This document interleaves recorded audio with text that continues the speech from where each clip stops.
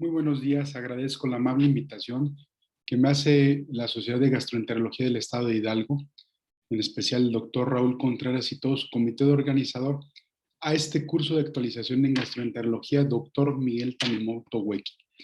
Y estos minutos vamos a platicar un poco con ustedes sobre manifestaciones hepáticas y digestivas de COVID-19 en México. Y para ello, pues me permito primero platicar un poco y recordar sobre el origen, epidemiología y mecanismo de transmisión de esta enfermedad. ¿Qué sabemos hasta el día de hoy?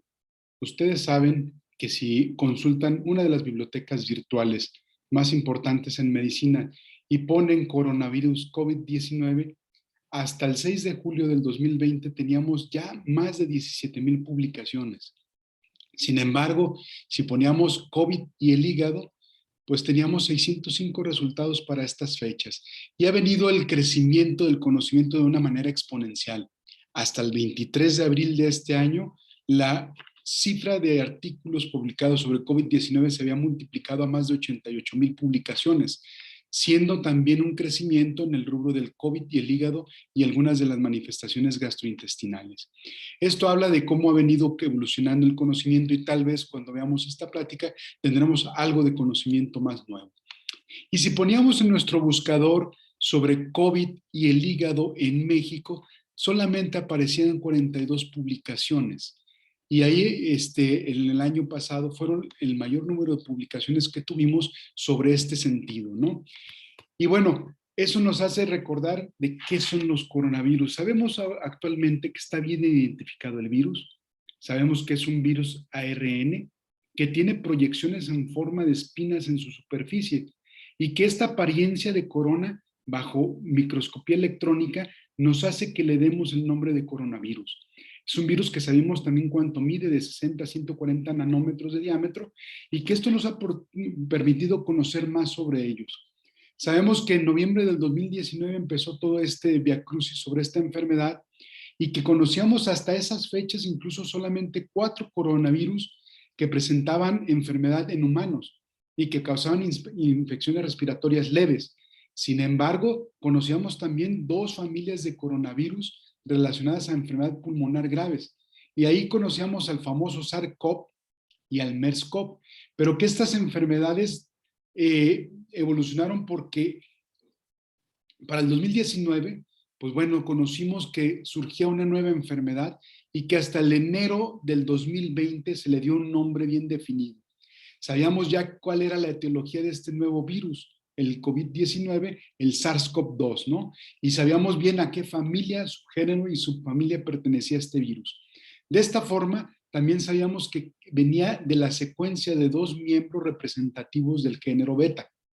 Y era una combinación de coronavirus asociado con humanos, el SARS-CoV-2 y una secuencia que venía asociado de murciélagos, el BAT-CoV ZC45. Y de esta manera entonces empezábamos a conocer más sobre este virus y cómo se comportaba, tanto que esta es una de las imágenes en el año pasado que surgieron de toda la estructura de este virus y que nos permiten ahora conocer cómo se comporta cada día más.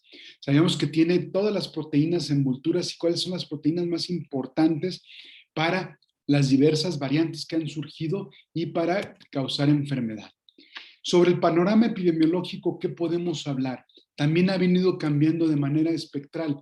Sabemos que en pocos días esta enfermedad superó la gravedad que nos había dado el SARS original y el MERS-CoV en número de muertos y en tiempo. En tan solo los primeros 100 días ya había rebasado las cifras que habían sido responsables en 8 meses de pandemias, por ejemplo, del SARS, y hasta un año después incluso por MERS-CoV. Y para abril del 2020 el panorama ya era fatal, ya estaba en todo el mundo. Ustedes pueden consultar este pizarrón electrónico que publica y que actualiza la Universidad de Johns Hopkins, y que para estas fechas teníamos este panorama donde no parecíamos como México en los primeros países en abril del año pasado. Sin embargo, el 6 de julio del 2020 ya nos situábamos en el 7º lugar de contagios y era una enfermedad que ya se había diseminado por todo el mundo con carácter de pandemia. Para el 28 de julio ya de este año, vean cómo estamos en el 10º lugar. Y no porque hayamos bajado un poco, era alentador. Con más de 195 millones de casos en todo el mundo y más de 2,5 millones de casos en México, con afectación y muerte de más de 240,000 mexicanos. Esto nos ponía en una alarma que cambió mucho de abril del 2020, con solamente 9,000 casos reportados en todo el país, y que vean para el 28 de julio del 2021, el corte de la Secretaría de Salud de nuestro país, teníamos casi de 3 millones de positivos estimados, con más de 250,000 defunciones estimadas y más de 100,000 casos activos. Y esto nos pone en una alarma con el número de hospitalizados y el número de pacientes con enfermedad activa, que venía siendo una carga en el sistema de salud. El mecanismo de transmisión no me voy a tardar, ya lo conocen, principalmente es por aerosoles, dependiendo de las gotas, de la intensidad y el tamaño de esas gotas, puede ser la capacidad de contagio que tiene, ¿no? Y que bueno, el famoso R0, o la probabilidad de transmisibilidad que tiene este virus, del virus original que se hablaba de 2.4 a 2.6 que había surgido en Wuhan, pues vean cómo en promedio después se estabilizó en 3.28. Y que de acuerdo a las diferentes variantes que han surgido, la variante Delta, que es la que nos tiene en México en esta tercera ola, con un gran número de casos, tiene una R0 de entre 5 y 8. Eso siendo fatal. Y recordando que hay otras enfermedades también con potencial de transmisibilidad muy importante, como sarampión, y algunas otras enfermedades exantemáticas. Entonces, esto hace que la variante Delta sea un problema de salud pública muy importante, que ya no vamos a redundar en estos momentos. Pero, ¿qué hay de las manifestaciones clínicas y de la fisiopatología de este virus? Ustedes también ya lo conocen, el espectro clínico y la historia natural es variable. Tenemos pacientes que pueden estar asintomáticos, pacientes que tienen síntomas muy leves a moderados, y hay otros pacientes que se presentarán con síntomas más severos o incluso con síntomas más graves, con necesidad de terapia intensiva y de ventilación mecánica asistida, que por fortuna siguen siendo los menores, pero que este espectro clínico nos hace que estos pacientes que son asintomáticos pueden ser contagiosos y que han sido la causa de mayor diseminación de la enfermedad. De los factores asociados a gravedad y muerte, conocimos en las primeras series diferentes características y empezábamos a identificar los sujetos de edad avanzada como mayor probabilidad de gravedad, incluso de muerte, pero también a los hombres con mayor probabilidad de gravedad y de muerte, el propio tabaquismo, cualquier comorbilidad que presentara el paciente le daba un OR de 2.6 en promedio, pero había enfermedades o condiciones de los pacientes que nos hacían tener un problema de salud pública importante: enfermedad renal crónica, el EPOC, enfermedad cerebrovascular, los diabéticos y los hipertensos. Y eso se repetía también para los pacientes que tenían mayor probabilidad de muerte en las series originales. Y después también empezamos a conocer qué síntomas y qué datos de laboratorio eran los más frecuentes en esta enfermedad. Y con esto podíamos identificar la mayor proporción que tenían fiebre, y había aparición de otros datos gastrointestinales que llamaron la atención, como náuseas, vómito y la diarrea. Y bueno, que si nos íbamos a los estudios de laboratorio con los hallazgos típicos de una infección, ya sea viral o bacteriana, vean cómo aparecían también datos de elevación de transaminasas, bilirruinas elevadas, incluso el dímero D alterado en una proporción importante de pacientes.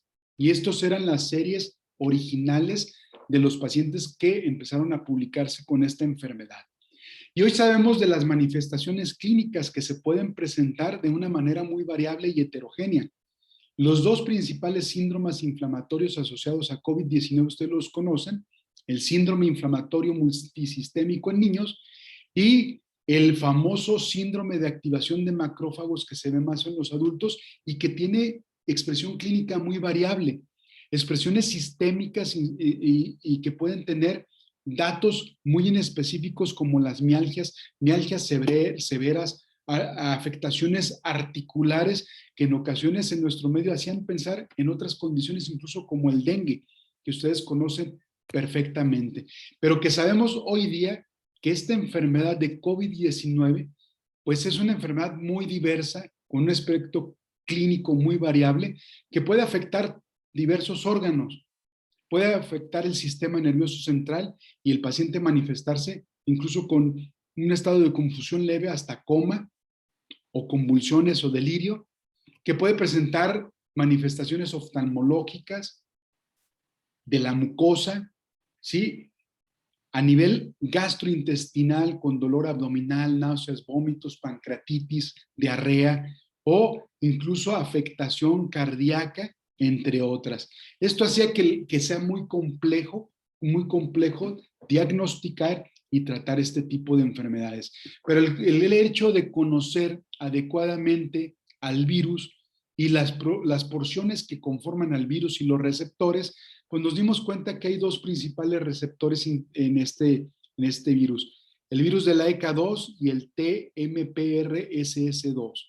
Y el receptor de la ECA2 subtipo 2 es un factor relevante, así como la proteína S o spike, que le llaman, que es algo muy importante en la fisiopatología de esta enfermedad. Y que bueno, tenemos ya elementos o eventos bien identificados que son claves en la progresión fisiopatológica de esta enfermedad. Y sabemos que hay pacientes que tienen una respuesta fisiológica a la infección y una respuesta patogénica que ya involucra una fase hiperinflamatoria o una fase más grave de disfunción multiorgánica, y que identificamos muy bien cada una de estas etapas para saber hoy día que hay una variabilidad y una afectación sistémica donde conocemos que hay, como les mencionaba, afección del sistema nervioso central, cardíaco, renal, gastrointestinal, hepático y pulmonar, entre otros. Y que bueno, que ya sabemos también que se han identificado los posibles mecanismos de lesión en cada uno de los órganos y cómo se pueden manifestar laboratorialmente o el perfil clínico que pueden presentar estos pacientes. Y eso nos hace que ya vayamos ubicando un poco más la enfermedad. Pero ¿qué manifestaciones gastrointestinales puede tener esto? Ustedes saben que, y otra vez, que esta expresión del receptor de la ECA subtipo 2 tiene una expresión en todos los órganos, pero en los enterocitos, los hepatocitos y los colangiocitos hay una expresión importante. Y por ejemplo, en colangiocitos, de una cantidad importante de expresión, tanto como a nivel pulmonar. Entonces, esto hace que la expresión gastrointestinal y hepática sea relevante en este tipo de pacientes. Y bueno, sabíamos que la diarrea es un síntoma frecuente y en las series originales se empezaba a reportar con una variabilidad del 2 hasta el 33% de los escenarios en las series de casos originales. Sin embargo, vean en esta serie de 651 pacientes también chinos, al menos el 11% tenía un síndrome gastrointestinal de todos los infectados. Pero vean cómo la diarrea se presentó hasta en 72% de los escenarios, con una duración en promedio de 4 días, con una variabilidad de 1 a 9 días, y que el 11% de esta serie, de las que fue de las principales, un 11% de afectación hepática. Entonces esto nos llamaba la atención y hacía que se empezara a investigar más sobre este sentido, ¿no? Y vean también esta otra serie de casos, como de manera importante 61% tenían síntomas gastrointestinales contra 39% que no tenían síntomas. Y de los síntomas más frecuentes, otra vez aparecía la afectación hepática, la diarrea y por supuesto las náuseas como los síntomas más predominantes en las principales series de casos iniciales. Pero en esta serie, algo que llamaba la atención, un 11% no tenían manifestaciones pulmonares y 27% presentaron solo síntomas gastrointestinales. Y que aquí es donde se empezó a detectar incluso en más de la mitad de los casos, un poco más de la mitad de los casos, había PCR positiva en heces para SARS-CoV-2. Y esto también empezaba a lanzar hipótesis si esta enfermedad pudiera tener transmisión fecal oral en esos primeros reportes del año pasado. Lo que sí sabemos y que se empezó a publicar y a conocer sobre la diarrea asociada a esta infección es que es una diarrea que no es de gran volumen, que no lleva a tanta deshidratación, que en ocasiones es un promedio de 3 evacuaciones y que habitualmente responde a un manejo sintomático, pero que es algo importante que ustedes tienen que tomar en cuenta. Otros reportes, vean cómo también, aparte de los síntomas no gastrointestinales comunes como fiebre, tos, mialgias y cefalea, al menos el 20 al 50% tenían un síntoma gastrointestinal, 18% con diarrea, 10% dolor abdominal, 7% vómitos, y aquí viene también la duración de la diarrea de 3 días al menos, pero lo más importante de este reporte fue el primer reporte en mexicanos. Entonces esto tiene importancia porque el grupo del doctor José María Remestroche también reporta que la diarrea es un síntoma importante y que también dura en promedio 3 días como los reportes originales. Nosotros presentamos en la Semana Nacional de Gastroenterología del año pasado un trabajo también con los primeros 67 pacientes que se recibieron en el Hospital Civil de Guadalajara. Y aquí vimos que la mayoría también eran hombres, 26% solamente mujeres, con una mediana de edad de 52 años, y que vean cómo los síntomas y la hospitalización oscilaban en 8 días en promedio. Y que las principales comorbilidades en nuestros pacientes no cambiaron respecto a lo que se venía reportando. La mayoría eran hipertensos, diabéticos, con obesidad y con antecedente de tabaquismo. Los síntomas más frecuentes al ingreso de nuestros pacientes fueron disnea 71%, la tos en 68%, febriles más de la mitad de los escenarios, pero vean cómo, a diferencia del grupo de Veracruz del doctor José María Remestroche, nosotros casi el 60% con antecedente de presentación de diarrea y un ataque al estado general en casi la mitad de los casos. Esto hablaba entonces de también otra vez el espectro clínico que puede ser muy variable en las diferentes poblaciones, hasta un 30% con mialgias, pero lo que llamaba la atención en nuestra serie de casos, casi el 60% con diarrea. De los otros síntomas gastrointestinales, aparte de la diarrea, pues vean cómo muchos tenían vómitos, dolor abdominal, problemas con el gusto y con el olfato también se detectaron, disfagia en un caso de los casos iniciales de esta cohorte de casos, ¿no? Respecto a saber más de estos síntomas gastrointestinales, al hacer el análisis, observamos que estos síntomas no constituyeron un factor trascendente para el requerimiento de intubación orotraqueal ni manejo de terapia intensiva. 5 pacientes de los intubados, perdón, de los 13 pacientes intubados, 5 tenían síntomas gastrointestinales y 8 síntomas gastrointestinales. Esto hace pensar que, bueno, sí se presentan de manera más frecuente los síntomas gastrointestinales cuando están intubados los pacientes, sin ser esto estadísticamente significativo.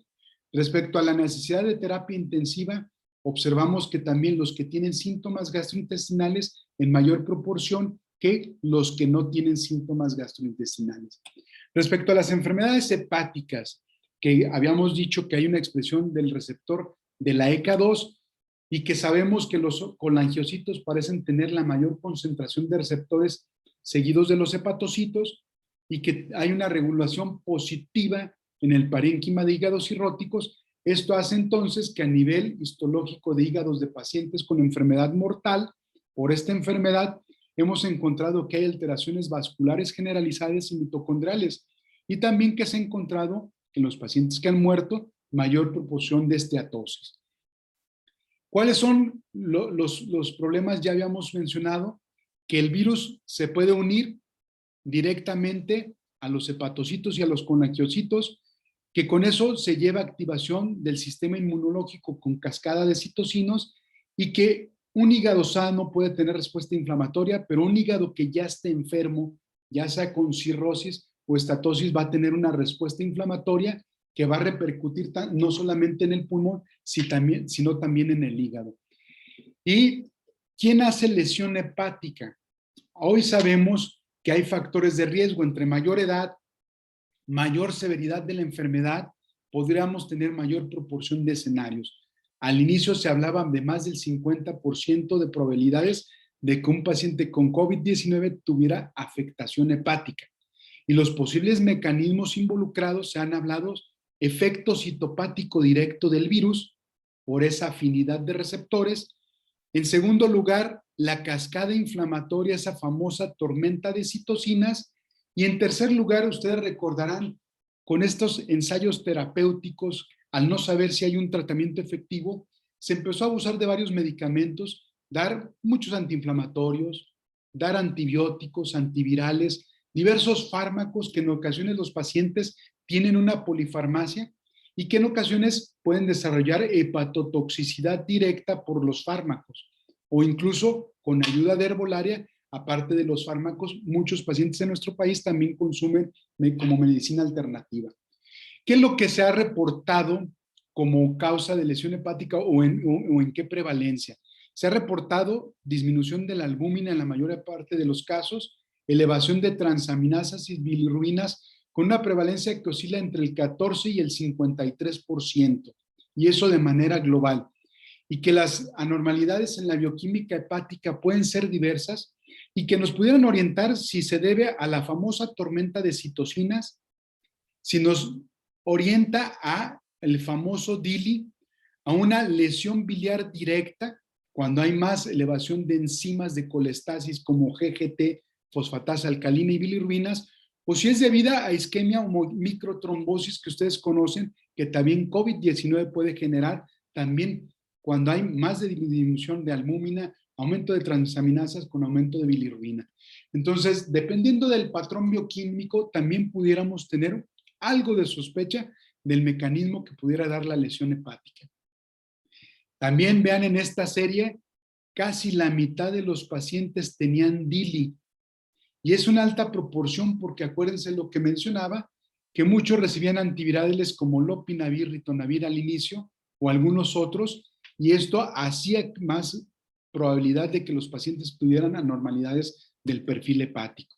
Y en esta revisión sistemática, vean también donde se hablaba de las manifestaciones hepáticas y resultados en COVID-19, también se observó una incidencia acumulada de alteración en la química hepática y era la primera revisión que salía que 23% de 13,000 pacientes, pero también el primer reporte en niños, 17% de alteración en la química hepática y hasta cerca del 3% en mujeres embarazadas y que se habían identificado como causa de DILI todos estos cuando menos.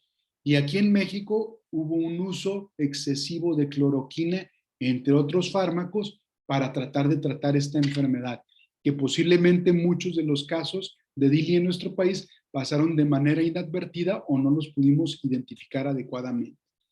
En la serie que presentamos en la Semana Nacional de Gastroenterología de nuestro hospital, encontramos que 37 pacientes, o sea, el 55%, tenían la alteración de la bioquímica hepática, con una media de las transaminasas en esas cifras, AS3 de 356 y AL3 648, y vean que de manera más importante elevaron AST respecto a la ALT, y si nos íbamos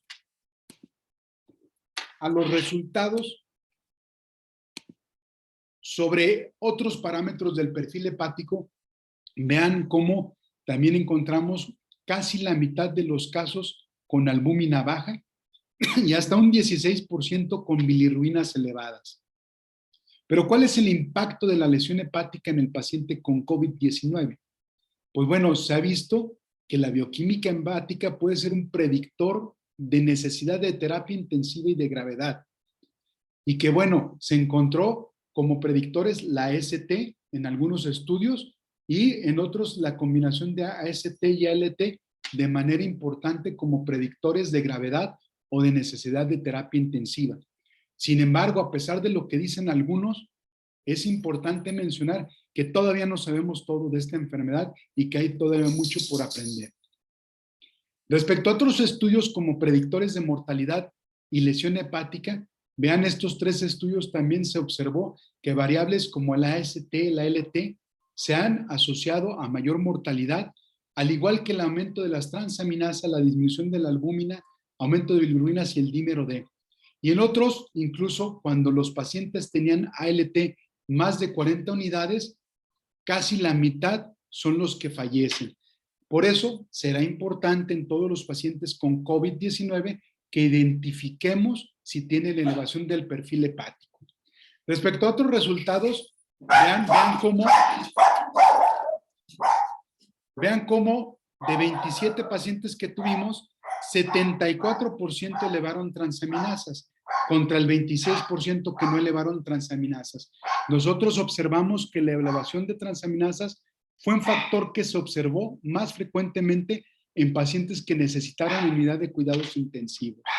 Los invito a que revisen esta publicación que sacamos a finales del año pasado junto con el doctor José María Remestrochi y el doctor García Jiménez sobre manifestaciones hepáticas y repercusión en el paciente cirrótico de COVID-19. Está de acceso gratuito en la revista de Gastroenterología de México y creo que les puede servir a observar parte de lo que les mencionamos y saber parte de los mensajes clave todavía, a pesar de que sigue cambiando esto, que sabemos que la proximidad social nos va a dar más riesgo de una viremia, de tener mayores síntomas de la propia infección respiratoria, pero también mayor probabilidad de tener diarrea, elevación de transaminasas, riesgos de descompensación en el que ya tiene cirrosis y muerte. Y que la mejor estrategia sigue siendo el distanciamiento social, el lavado de manos y el uso de cubrebocas. Por eso en esta charla yo quiero cerrar mencionando que las manifestaciones gastrointestinales en general son frecuentes en el paciente con COVID-19, que al ingreso hospitalario las manifestaciones respiratorias no sobrepasan los síntomas gastrointestinales. Sin embargo, la diarrea es un síntoma digestivo común en la clínica inicial de los pacientes con COVID-19 y que en mexicanos ha oscilado entre un 19 hasta un 50% en promedio, y que la elevación de transaminasas se observa frecuentemente en pacientes que necesitan ventilación mecánica invasiva o terapia intensiva. De esta manera vuelvo a agradecer la amable invitación que me hace el doctor Raúl Contreras y su comité organizador y a la Sociedad de Gastroenterología del Estado de Hidalgo. Muchas gracias.